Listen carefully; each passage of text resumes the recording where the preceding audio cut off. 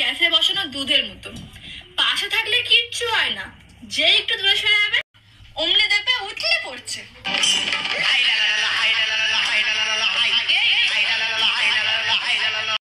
নমস্কার বন্ধুরা, তোমরা সবাই কেমন আছো? চলো আরেকটা নিউ ব্লগ নিয়ে তোমাদের কাছে চলে এলাম। ব্লগটা খুব বেশি বড় নয়, ছোট ব্লগ, শুধুমাত্র একটা জিনিস জানানোর আছে।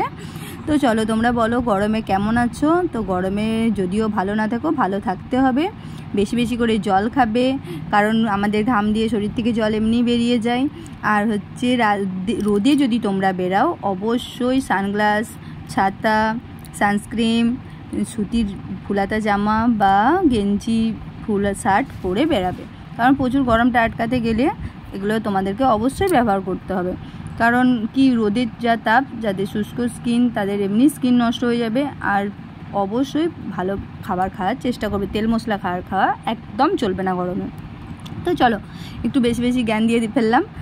চলো এবার মূল কথায় আসি। মূল কথা হচ্ছে, আজকে ছিল আমার মায়ের বাড়িতে লক্ষ্মীর ভোগ। তো যেহেতু ঠাকুমা মারা গেছেন, সেই জন্য লক্ষ্মীর ভাত ভোগ বলো কোনো ভোগই মায়ের করা চলবে না। সেই জন্য আমি যেহেতু পরগোত্র হয়ে গেছি, সেই জন্য মায়ের ঠাকুর বাড়ির ভোগটা আমাকেই বানাতে হলো। যেহেতু আমাদের ব্রাহ্মণদের, তাই অন্নভোগ দিতেই হয়। তো আজ ছিল লক্ষ্মী পুজো, সেই জন্য লক্ষ্মী পুজোয় শুধু পায়েস ভোগটা আমি বানালাম, কারণ অন্নভোগ এখন দেওয়া চলবে না। এই একটা বছর দেখো রূপোর দুটো বাটি আছে লক্ষ্মী আর নারায়ণের জন্য, তাই রূপোর দুটো বাটিতে আমি লক্ষ্মী ঠাকুরের ভোগ সেজে নিলাম।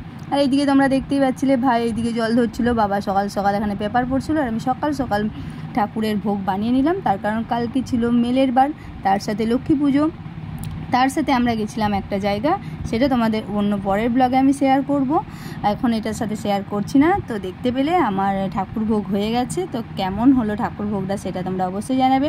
তোমাদেরও কার কার বাড়িতে এরকম ঠাকুরের ভোগ হয় সেটাও অবশ্যই জানাবে।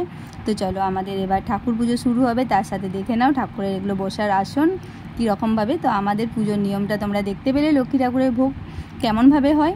তো অন্নভোগটা আমি কিন্তু আজ অন্নভোগ ছিল না বলে অন্নভোগটা শেয়ার করতে পারলাম না, শুধুমাত্র পায়েস ভোগটাই শেয়ার করলাম। তো কেমন লাগলো সব প্লিজ জানাবে।